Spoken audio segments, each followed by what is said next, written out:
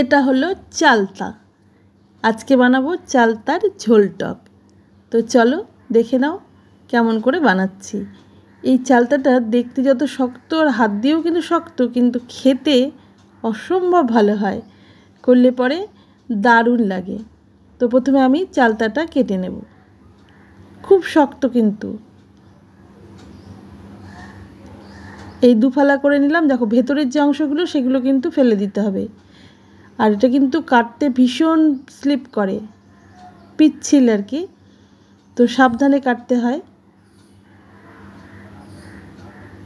এবারে ভেতরের অংশগুলো ফেলে দিয়ে কি করব, পেছনটাকে ছুলে নেব। ছুলে নিয়ে এরকম লম্বা লম্বা করে কেটে নেব। আগে ছুলে নিই।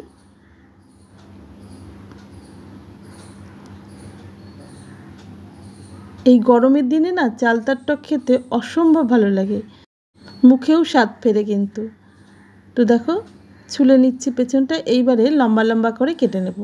সে তুমি ডুমডুম করেও কেটে নিতে পারো, কিন্তু চালতার চাটনি বা আচার যাই বলো, এরম করে কাটলে না দেখতে বেশ ভালো লাগে।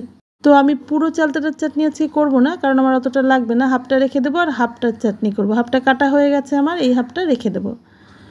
এবার যেটুকু করব সেটুকু ভালো করে জল দিয়ে ধুয়ে সেদ্ধ বসিয়ে দেবো।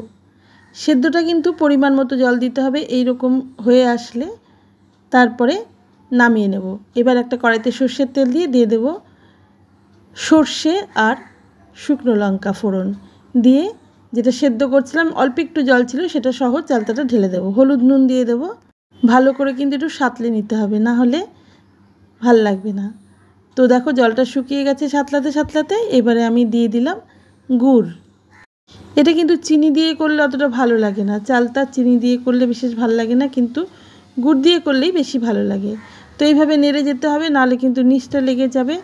আর গুড়টা এভাবে গলিয়ে নিয়ে তারপরে জল দেব ঝোলের জন্য।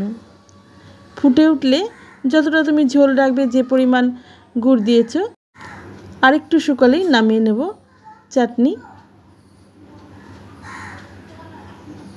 দেখো শুকিয়ে গেছে, এবার আমি নামিয়ে নেব। রেডি চালতার চাটনি।